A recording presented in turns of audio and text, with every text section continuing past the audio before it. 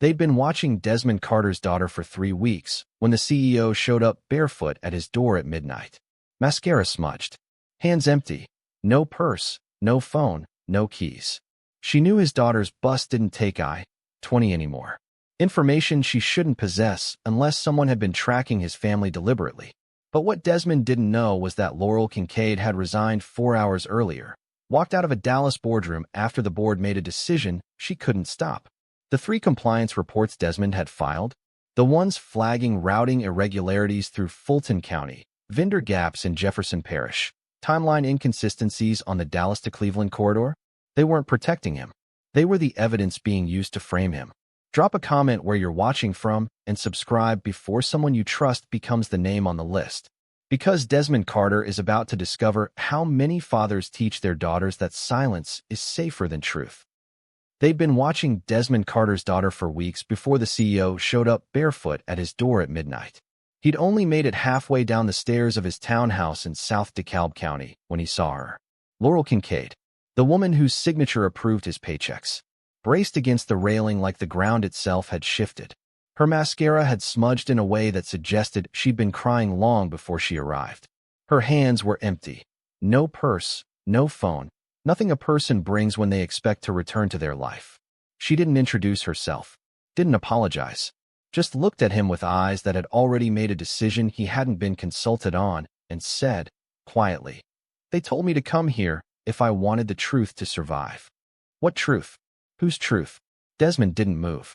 He stood on the 3rd step with one hand on the banister, a black man in his 40s who understood how moments like this calcified into stories that never ended well for people like him, who knew the neighbors on this street in Decatur kept track of which cars didn't belong. He recognized her, Laurel Kincaid, the woman whose name was stamped on buildings across Dallas, whose voice came through speakerphones in the Atlanta satellite office where Desmond worked because attendance was mandatory. She stood there in a gray coat, breathing like someone who had driven from Dallas through Birmingham, 11 hours through the dark, because she needed time away from anyone who could talk her out of what came next. But talk her out of what? He told her she had 5 minutes and kept the door half closed, not out of rudeness but instinct, the kind sharpened by years of understanding how easily a narrative could escape a man like him. Laurel nodded once, stepped back, and said something that made the air feel thinner. "Your daughter's school bus doesn't take I-20 anymore." That was the sentence that changed the night. How did she know that? Because that wasn't public information, wasn't something buried in an employee file she might have accessed, wasn't a detail anyone at the company would have known unless they'd been watching his life in ways that had nothing to do with compliance reports. Unless they'd been watching his daughter deliberately. Desmond felt his grip tighten on the banister, felt the math rearrange itself. This wasn't a mistake. Wasn't something he could close the door on and pretend hadn't happened. She spoke about the board in past tense twice before correcting herself, her voice steady but her posture betraying the weight of whatever she'd driven 11 hours to say. She mentioned routing irregularities through Fulton County and Jefferson Parish, contracts that looked clean on paper but unraveled under scrutiny, decisions made in rooms Desmond had never been invited into but would somehow be asked to answer for. She didn't say the word scapegoat. She didn't need to. Desmond had worked in corporate long enough to recognize the architecture of blame, and standing there at 12:17 a.m., barefoot and unsteady, Laurel was telling him the blueprint had his name on it. Subscribe before someone you trust becomes the name on the list. The silence that followed wasn't empty. It was the kind that expands, that forces you to hear your own heartbeat, that makes you aware of decisions you've made without realizing they were choices. Desmond looked past her shoulder toward the street, toward the porch light across the way still on, toward the ordinary geometry of a neighborhood that had nothing to do with federal audits or women who showed up after midnight with knowledge they shouldn't legally possess. He looked back at Laurel, at the way she was standing like someone who had already lost something she couldn't name, and asked the only question that mattered now. "Why me?" She didn't answer right away. She looked at him the way you look at someone when you're deciding whether honesty will save them or destroy them completely, and then she said, in a voice so quiet he almost didn't hear it over the hum of the streetlight, "Because you were the only one who kept the receipts." The decision not to let her inside wasn't conscious, wasn't something Desmond weighed against manners or the fact that she looked like she might collapse if she took another step. It was muscle memory, the kind built from years of understanding that the narrative of a black man alone with a white woman in his home at midnight wasn't a story he could control once it started being told. Not in this neighborhood. Not with her. He kept the door half closed, his body angled to block the view into the hallway where Nia's backpack still sat by the stairs, and the kitchen light created a warm square on the floor that meant safety, routine, a life that had nothing to do with whatever Laurel Kincaid had brought to his porch in the middle of the night. The neighbors 3 houses down still had their porch light on, which meant someone could be watching. And Desmond had learned that being careful wasn't paranoia when the cost of being wrong was always higher for men who looked like him. He studied her face in the dim light, cataloging details the way his job had trained him to notice inconsistencies in spreadsheets and shipping manifests.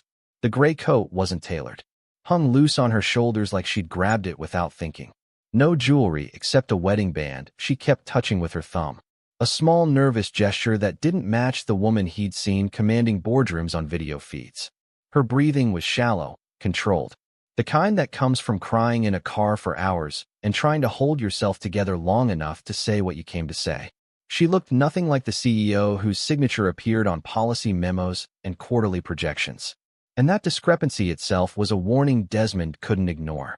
What had happened between Dallas and his porch? The townhouse behind him was quiet except for the hum of the refrigerator and the soft click of Nia's nightlight timer, sounds that belonged to a world where the most dangerous thing was a missed permission slip. He'd bought this place in Decatur 4 years ago, after his wife died, and he needed something smaller, something manageable, something he could manage alone. The development was mostly young families and older couples, people who waved from driveways and organized block parties Desmond attended because being visible, being known, that was its own protection. Standing here with a barefoot CEO on his porch at 12:19 a.m. shattered that protection completely. Laurel seemed to understand his hesitation without him having to explain it. She stepped back another foot, putting distance between herself and the doorway, and wrapped her arms around herself like she was cold even though the Georgian night was humid. "I'm not asking to come in," she said, her voice steadier now, less like someone on the edge of breaking and more like someone who'd already broken. "I'm asking you to listen for 5 minutes. That's all I need." Desmond felt the weight of the question she hadn't asked yet, the one that was already reshaping the night into something he couldn't walk away from.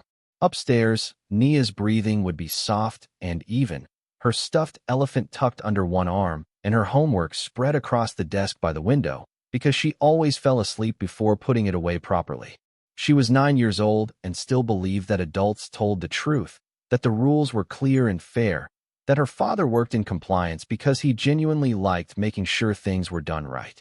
Desmond had spent 4 years protecting that belief, building this careful version of himself to give her a childhood where safety wasn't a question she had to ask. But how long could he keep that going? Laurel was still watching him, waiting, and when she spoke again her voice carried a precision that made his stomach drop. "You filed 3 separate compliance reports in the last 6 months, Desmond. Routing discrepancies through Fulton County, vendor reconciliation gaps in Jefferson Parish, timeline inconsistencies on the Dallas to Cleveland shipment corridor. You're listed as a senior logistics analyst in our Atlanta satellite office, which means you had access to documents most people in your position never see." She paused, let the silence stretch like a wire about to snap, and then delivered the sentence that confirmed what he'd already started to fear. "And you're the only person at your level who kept asking questions after being told to stop." The reports Laurel was referencing weren't classified, weren't locked behind executive passwords, but they weren't documents that moved up the chain either. Not unless someone went looking specifically.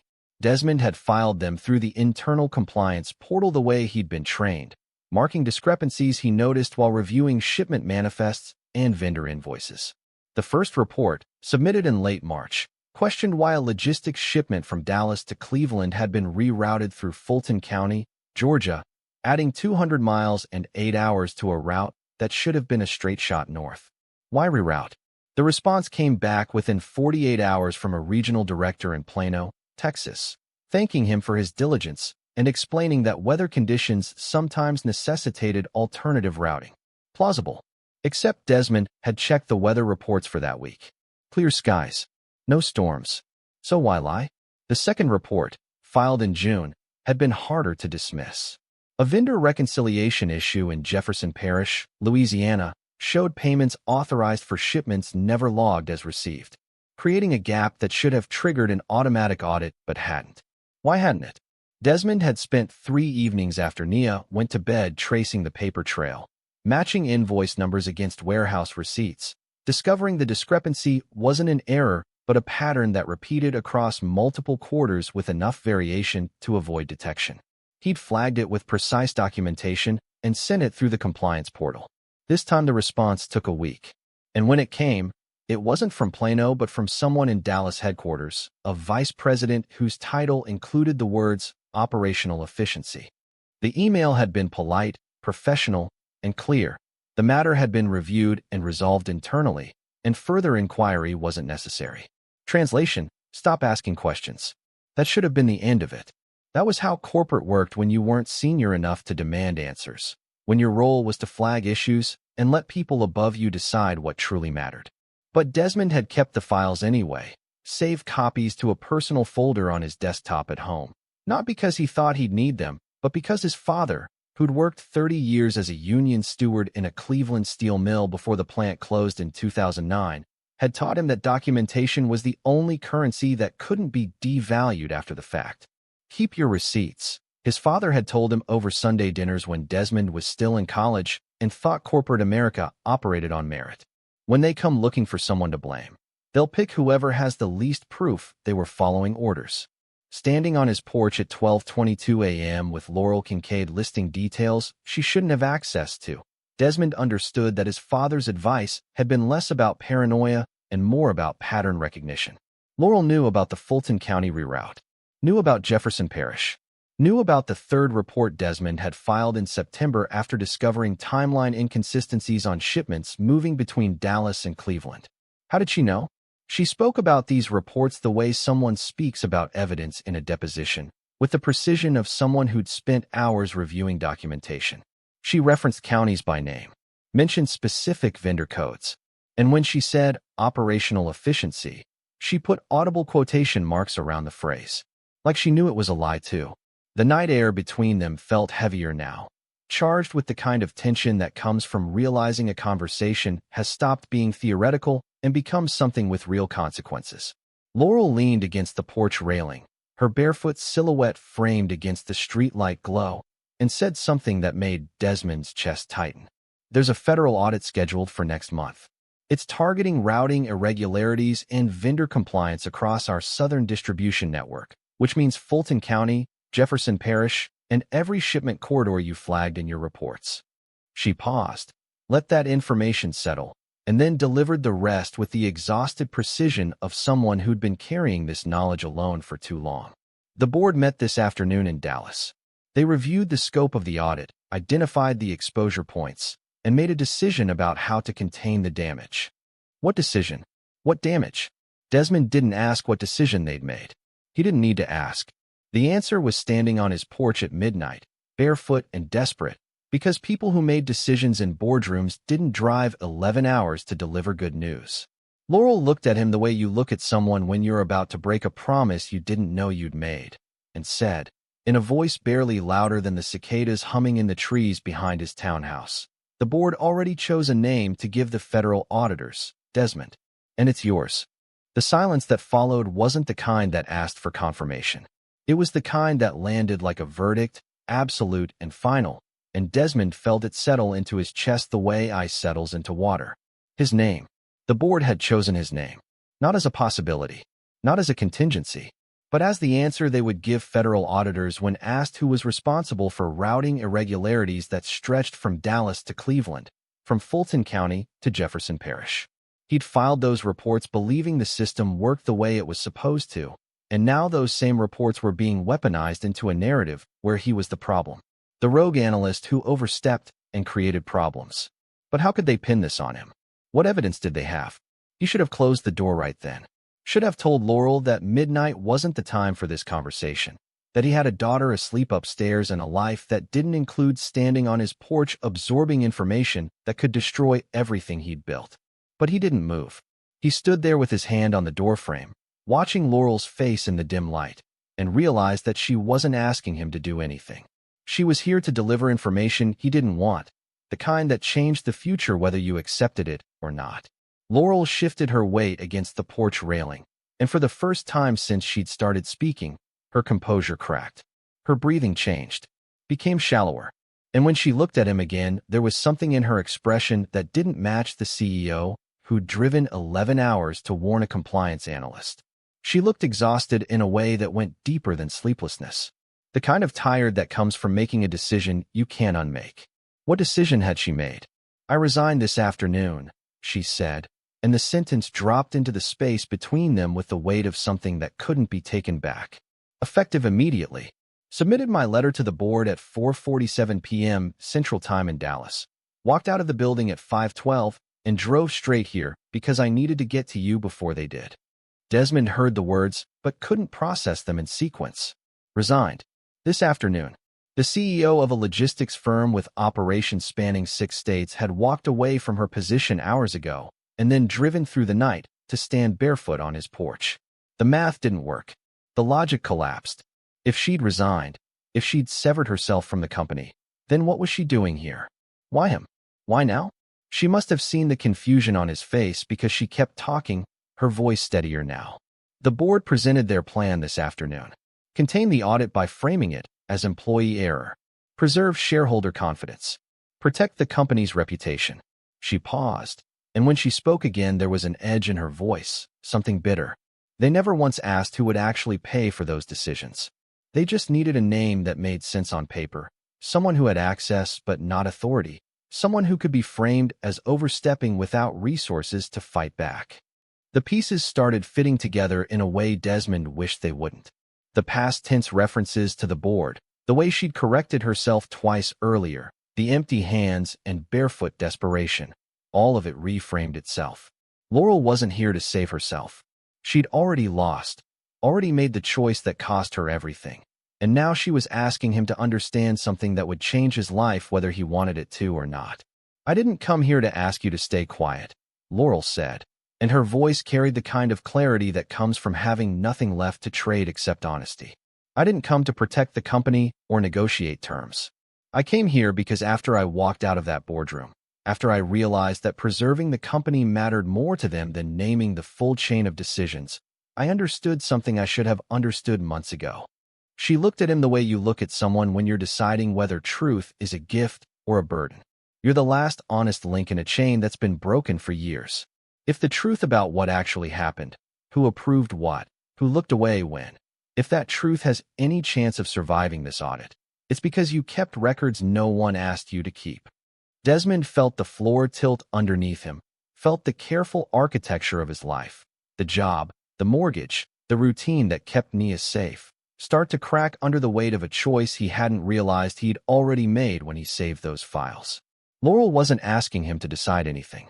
She was telling him the decision had been made for him the moment the board chose his name, and now the only question was whether he would let that narrative stand unchallenged or force the truth into a conversation nobody in Dallas wanted to have. "So what are you asking me to do?" Desmond said, his voice rougher than he intended. Laurel stepped back from the railing, and when she answered, her voice was barely louder than the wind moving through the trees. "I'm asking you to decide whether the truth ever leaves this porch." Desmond told her he needed time, and the words came out steadier than he felt. He didn't invite her in. He didn't promise anything. He just stood there in the doorway and told Laurel Kincaid he couldn't make this decision at 12:47 a.m. with his daughter asleep upstairs and his entire life balanced on a choice he hadn't known existed hours ago. What choice? What had he already agreed to just by listening? Laurel nodded like she'd expected that answer, and when she stepped back from the porch, there was something in her face that looked almost like relief. She didn't ask when he'd decide. She didn't leave a number or any way to reach her. She just said, quietly, that she'd done what she came to do, and the rest was up to him. But what rest? What was he supposed to do with information he couldn't unknow?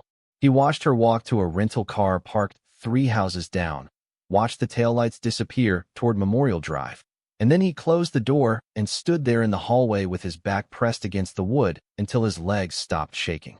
The house was too quiet. The refrigerator hummed in the kitchen. Nia's nightlight still cast that thin orange line across the floor. Everything looked exactly the way it had looked hours ago, but the air felt different now, heavier, like the walls themselves knew something had changed. Something irreversible. He climbed the stairs slowly, and when he reached the landing, he didn't go to his own room.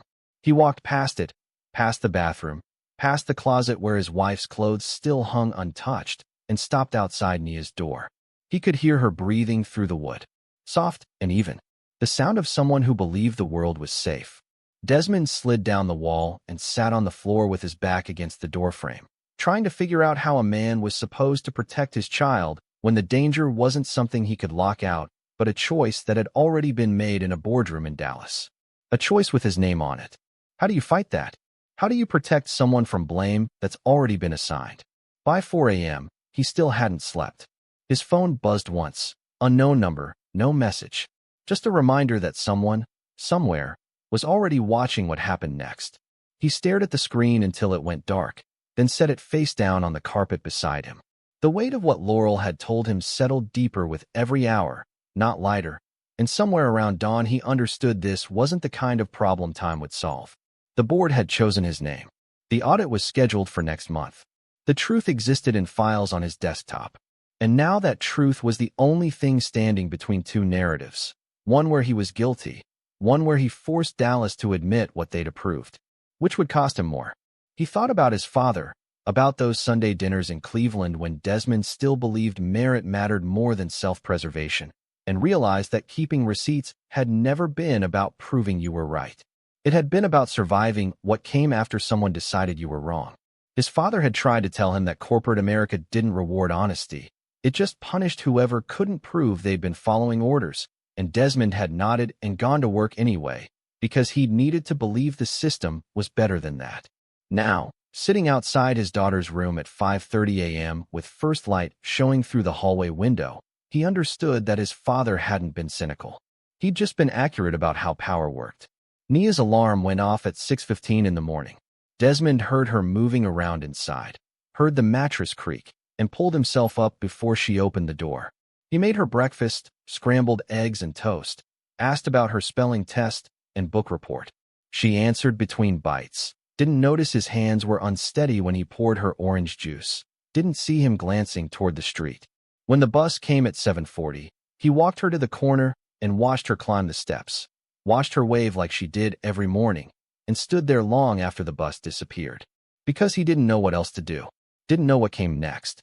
The investigator arrived 6 days later, on a Tuesday, during school pickup.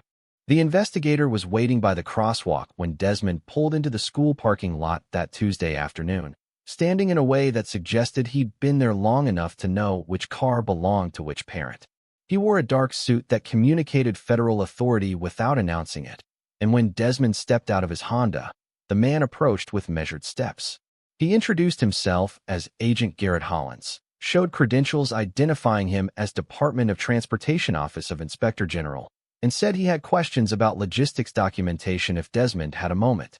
The phrasing sounded optional, but the timing, 3:15 on a Tuesday in a school parking lot, made it clear that Garrett Hollins understood exactly how to apply pressure without making threats. How long had he been watching? Desmond told him he was picking up his daughter and didn't have time right now. Hollins nodded, pulled a business card from his jacket, and said they could schedule something more formal if that worked better, maybe at Desmond's office or somewhere neutral. The word formal landed with weight, and Desmond took the card without looking at it as Nia's class started filing out. Hollins stepped back, walked to a dark sedan 2 rows over, but didn't leave. He sat there with the engine running, visible in Desmond's rearview mirror, a reminder that this conversation was happening whether Desmond chose the time or not. Nia climbed into the back seat, asked why they were sitting in the parking lot instead of leaving, and Desmond told her he was checking a text even though his phone was face down in the cup holder. She didn't push. She buckled her seatbelt and started talking about the science project in class, something about ecosystems, and Desmond drove home, listening while his mind cataloged the implications of a federal investigator showing up 6 days after Laurel knocked on his door. The audit wasn't theoretical anymore. It had names, faces, business cards with government seals. The call started the next day, not to his personal phone, but to his work line listed in the company directory. A woman from Harris County, Texas, asking about vendor payment timelines on shipments routed through their distribution hub in June. A compliance officer from Cuyahoga County, Ohio, requesting copies of reconciliation reports Desmond had filed in September regarding the Dallas to Cleveland corridor. Each call was polite, procedural, framed as routine follow-up, but the specificity told Desmond everything he needed to know. These weren't random audits. These were targeted inquiries built around documentation he'd created, and now those reports were being used to map a narrative where he was the central point of failure. How many more calls would there be? He answered the questions carefully, confirmed dates and reference numbers, and forwarded the requested files through official channels. He didn't volunteer information. He didn't explain context. He just provided what was asked and logged every interaction in a separate folder on his desktop at home, the same place he'd been saving copies since March. His father's voice echoed every time he hit save. Keep your receipts, because documentation is the only thing that can't be rewritten after the fact. At home, Nia noticed things Desmond thought he was hiding well. The way he checked his phone during dinner, the way he stayed up late working on his laptop in the kitchen. She asked if something was wrong at work, and Desmond told her everything was fine, just busy season, which wasn't a lie but wasn't the truth either. She accepted the answer the way 9-year-olds do when they trust the adults around them, and Desmond felt the weight of that trust like something he was carrying upstairs that kept getting steeper. On Thursday night, 11 days after Laurel's midnight visit, Nia sat at the kitchen table working on a social studies project, tracing state boundaries on a blank map of the United States and labeling capitals with a purple crayon. She connected Georgia to Texas with a wobbly line, then added Ohio, then Louisiana, and looked up at Desmond with the kind of careful question that comes from a child who's been paying attention to things adults think they're hiding. "Why do you keep looking at your computer when you think I'm not watching?" she asked, and before Desmond could answer, she followed it with something that stopped him cold. "And who's the woman from the photo on your desk? The one you put face down last week?" How had she noticed that? Desmond hadn't realized she'd noticed. Hadn't realized that the picture he'd turned over, a generic stock photo that came with the frame, nothing personal, just something to fill the empty space, had registered as significant to a child who cataloged changes in routine the way he cataloged discrepancies in shipping manifests. He opened his mouth to answer, to give her the same kind of deflection he'd been giving everyone else, and realized he didn't have one that wouldn't sound like exactly what it was. A lie by omission, the kind that teaches children that adults hide things when the truth becomes inconvenient. Desmond looked at his daughter, at the purple crayon in her hand, and the map spread across the kitchen table with its wobbly lines connecting states that had never felt connected until Laurel Kincaid knocked on his porch and realized he'd been wrong about what he was protecting. He'd thought the danger was external, something that came from Dallas boardrooms and federal audits and investigators at school pickup. He'd thought if he could navigate the next few weeks carefully enough, he could shield Nia from decisions that had nothing to do with her. But sitting there with her question hanging in the air, Desmond understood that the real damage wasn't coming from the people who wanted to make him a scapegoat. It was coming from him, from the silence he'd been wrapping around the truth like it was too dangerous for a 9-year-old to carry. What was he teaching her by hiding? The photo wasn't of Laurel. It was just a generic stock image that came with the frame, a placeholder he'd never replaced because his work desk wasn't the kind of place where personal photos felt necessary. But he'd turned it face down the day after Laurel's visit, a small gesture that meant nothing to him but apparently meant something to Nia, who noticed changes the way he noticed shipping discrepancies. He could have explained it was meaningless, just a frame he'd moved. But the truth was larger than that, and the lie would have been smaller, and somewhere in the gap between those two things Desmond felt everything he'd been building start to shift. "There's no woman in the photo," he said, his voice steadier than he felt. "It's just a picture that came with the frame. I moved it because I was cleaning my desk." Nia studied him the way children do when they're deciding whether the answer matches the question, and then she went back to her map, tracing another line with her purple crayon, connecting Louisiana to Georgia. She didn't say anything, just colored in the boundaries with focused attention. Then she asked the question that changed everything. Not loud, not dramatic, just a quiet observation. Why do grown-ups tell the truth like it's dangerous? What had he done to make her ask that? The words landed in Desmond's chest like something with weight. He opened his mouth to answer and found he didn't have one that wouldn't confirm what she was suggesting. Because the truth was dangerous, at least the way he'd been treating it. Dangerous enough to hide from a federal investigator. Dangerous enough to document in secret folders instead of forwarding up the chain. Dangerous enough to keep from his daughter because he'd convinced himself that protecting her meant shielding her from knowledge that might make her afraid. But Nia wasn't asking about corporate audits or liability. She was asking about the pattern she'd noticed, the way adults approached honesty like it was something that needed to be managed, softened, delayed, hidden. And sitting there with her question hanging in the air, Desmond realized that everything he'd done since Laurel knocked on his door had been teaching Nia exactly that lesson. That truth was something you kept to yourself when it became inconvenient. That fear was a valid reason to stay quiet. That the cost of speaking up was always higher than the cost of silence. Subscribe before silence becomes the lesson you teach. He thought about the files on his desktop, the documentation he'd kept because his father taught him that receipts were the only currency that couldn't be devalued. But his father had also taught him something else. Something Desmond had forgotten since leaving Cleveland for corporate offices where survival meant knowing when to stay quiet. His father had told him that the hardest part of being a union steward wasn't standing up to management. It was explaining to his kids why sometimes you had to fight battles you knew you might lose, because the alternative was teaching them that power always wins.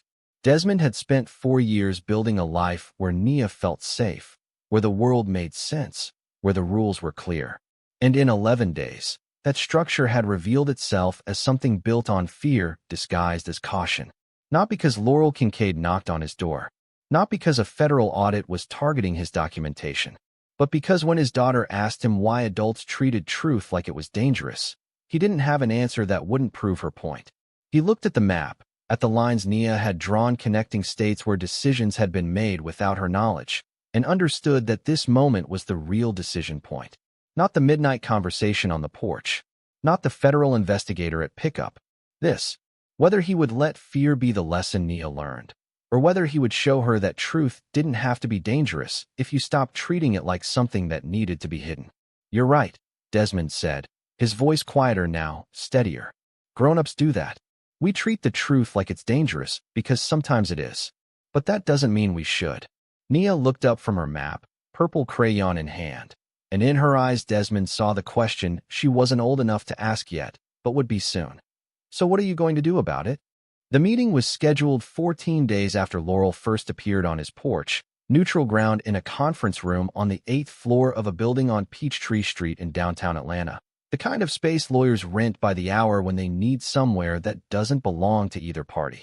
Desmond arrived at 9:30 on a Wednesday morning with a folder containing printed copies of every compliance report he'd filed since March, every email exchange he'd saved, every reconciliation document that showed the pattern he'd flagged before anyone in Dallas wanted to admit there was a pattern. He'd spent the previous night organizing the files chronologically, not because anyone asked, but because it felt important that the story be told in sequence. That whoever was listening understood this hadn't been one mistake, but a series of attempts to do his job. Would anyone actually listen?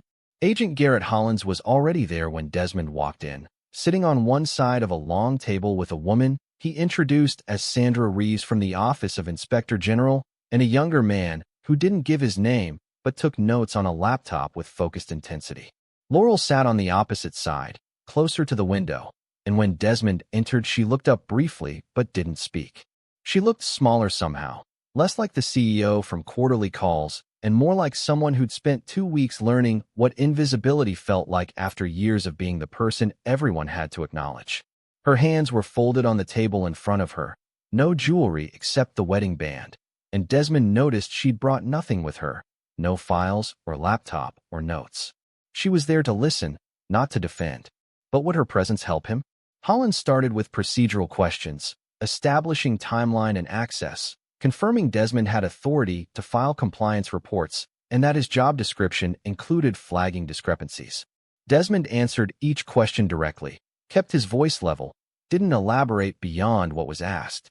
Yes, he'd filed 3 reports between March and September. Yes, he'd received responses indicating the matters had been resolved internally. No, he'd never been told to stop filing reports, just that further inquiry wasn't necessary. The questions were careful, precise, designed to establish a record that could be cited in documents Desmond would probably never see. Then Hollins asked about the files, and the meeting shifted from procedural to substantive. Desmond slid the folder across the table and watched Hollins open it, watched Sandra Reeves lean forward, and understood that his private documentation had become evidence. The first report showed the Dallas to Cleveland shipment rerouted through Fulton County with timestamps that didn't match delivery confirmations. The second showed vendor payments in Jefferson Parish for shipments never logged as received. The third showed a pattern of manufactured delays creating cost overruns someone in Dallas had approved without questioning why. Laurel didn't speak while Hollins and Reeves reviewed the documents. She sat with her hands folded, eyes on the table, and Desmond wondered if this was what it looked like when someone decided silence was no longer protection but complicity. He didn't know what she'd told them before he arrived. Didn't know if she'd confirmed the board's scapegoat plan or named the people who'd made the decisions. But she was here, which meant something, and her position beside him instead of across from him meant something else. Reeves asked if Desmond had shared these documents with anyone outside the company. He said no, except for copies he'd kept at home. She asked if anyone had instructed him to keep those copies. He said no, his father had taught him to keep receipts, but that wasn't company policy. Hollins made a note, and the younger man typed something longer than Desmond's answer, building context around information that mattered in ways he couldn't see yet. The meeting lasted 90 minutes. There were no dramatic revelations, no accusations, no moment where someone declared justice would be served.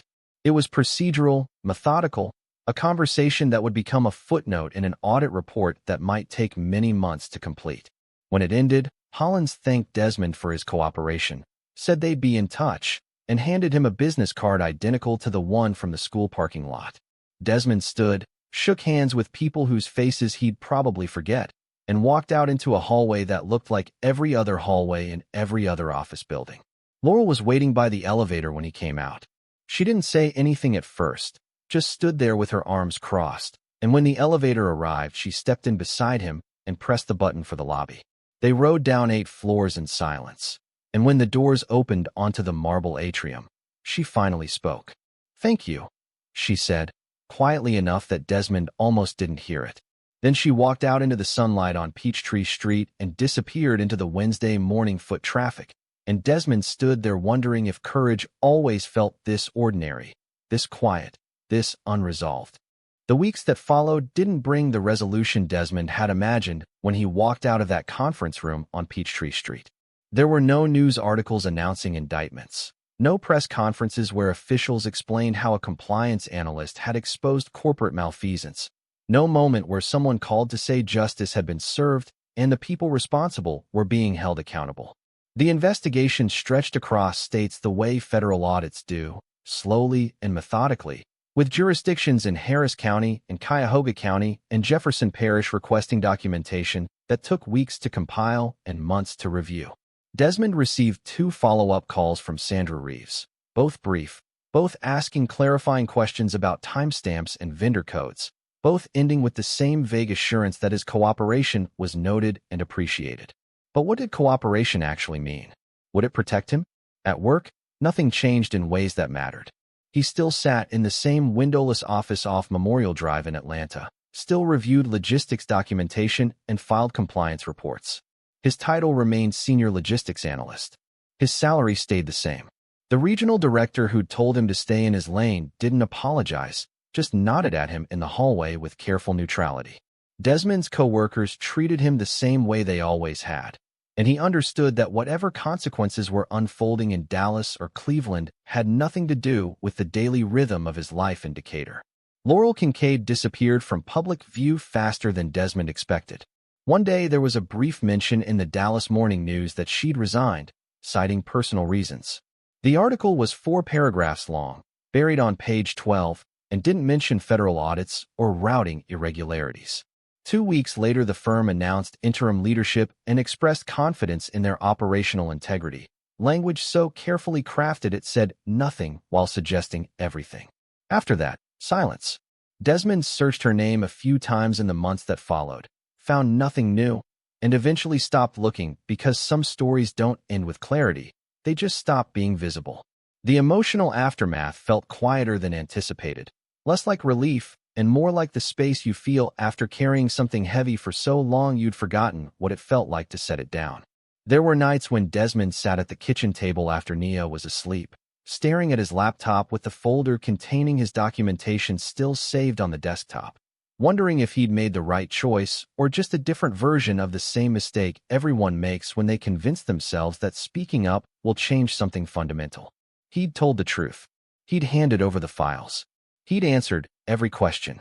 And the world kept turning exactly the way it had been turning before, which shouldn't have surprised him, but somehow did anyway. What had it all been for? Nia never asked about the woman from the photo again. She finished her social studies project, turned in the map with its purple lines connecting states, and moved on to the next assignment the way children do when they've processed something. But she watched her father differently now, Desmond noticed clearly. Not with suspicion or distrust, but with the kind of attention that suggested she was cataloging something she couldn't name yet, learning what it looked like when someone chose truth over safety and then had to live with whatever that choice cost. Some nights Desmond thought about his father, about those Sunday dinners in Cleveland when keeping receipts seemed like paranoia, and realized that the hardest part of telling the truth wasn't the moment you spoke. It was the months afterward when you had to keep living in a world that didn't immediately validate your decision. His father had stood up to management, filed grievances that took years to resolve, fought battles without clear victories, and come home to make dinner and help with homework. Desmond understood now that the cost had been there all along, just quieter than anger, carried in the space between what you hoped would happen and what did. He thought about Laurel sometimes, wondered where she'd gone and whether resigning had felt like freedom or defeat, whether she'd found any peace in the choice she made or just different versions of the same questions he was carrying now. He didn't have her number. He didn't know how to reach her.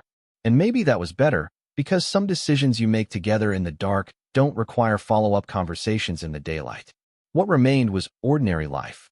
School pickups, compliance reports, evenings at the kitchen table where Nia did homework. And the knowledge, quiet but present, that courage didn't always feel like winning. Sometimes it just felt like surviving the choice you made when fear would have been easier. Desmond sat at the kitchen table on a Tuesday night 6 months after Laurel Kincaid first appeared on his porch, the house quiet except for the refrigerator's hum and the soft click of Nia's nightlight timer upstairs. In front of him sat a document he'd been writing and rewriting for weeks. Not because anyone had asked, but because there were things he needed to say that didn't fit into federal testimony or compliance reports or the careful neutrality he'd maintained at work. The letter wasn't addressed to anyone specific. It was just words on a page, an attempt to explain to himself what he'd learned since he'd made a choice that felt both necessary and impossible, a choice that had changed nothing visible, but had somehow changed everything underneath. What would his father say about that? He read through it again. Not for grammar, but to see if the sentences captured what he'd been trying to articulate since the beginning. The letter talked about fear disguised as caution, about documentation as the only currency that couldn't be devalued, about the difference between protecting your child from the world and teaching them how to move through it with dignity. It talked about his father, about Cleveland and Sunday dinners, and the quiet cost of standing up. It talked about Laurel, not by name but by implication, about what it meant when someone with everything to lose chose truth and then disappeared into a life nobody would write articles about. The letter didn't have an ending because Desmond didn't know what the ending was yet. The federal audit was still ongoing, stretched across jurisdictions in ways that made it feel less like investigation and more like something that would outlast everyone. Sandra Reeves had called once in the past month, asking follow-up questions about a shipment route through Baton Rouge, her voice carrying the same professional distance. His job remained unchanged. His daughter still asked about homework and whether they could get a dog. The world kept turning, indifferent to the private mathematics of courage. But Desmond understood now that the story hadn't ended when he walked out of that conference room on Peachtree Street. And it wouldn't end when the investigation finally closed or when someone in Dallas got quietly reassigned. The story had started the moment he decided that the version of himself he wanted Nia to inherit wasn't the one who stayed quiet when speaking up cost something. And that story was still in motion, still unfolding in ways he couldn't see yet. Upstairs, Nia was asleep with her stuffed elephant tucked under one arm and her textbook open on the desk, another map assignment She'd finish tomorrow before the bus came. She was 10 now, old enough to notice when her father seemed distracted, young enough to trust that whatever he was working through would resolve itself. Desmond folded the letter and slid it into a drawer in the kitchen table, next to the folder containing his original documentation and the business cards from 2 federal investigators whose names he would remember for the rest of his life. The house settled around him the way houses do at night, creaking in places that had nothing to do with occupants and everything to do with time passing through old wood and settled foundations. He thought about the knock that had started all of this, the one that came just after midnight 14 months ago, barefoot and desperate, and carrying information he hadn't asked for but couldn't unknow once it had been spoken. He thought about the choice that knock had demanded, the one he delayed for 6 days before making in a downtown conference room with strangers taking notes and a former SO sitting beside him in silence.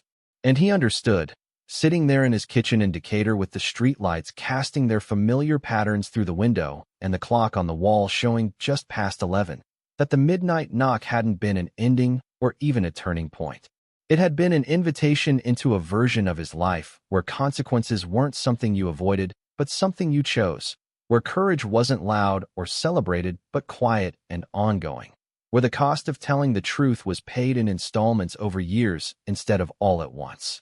The real knock, the one that would ask him to choose again, to decide whether fear or honesty would shape what came next, hadn't happened yet. But it was coming soon.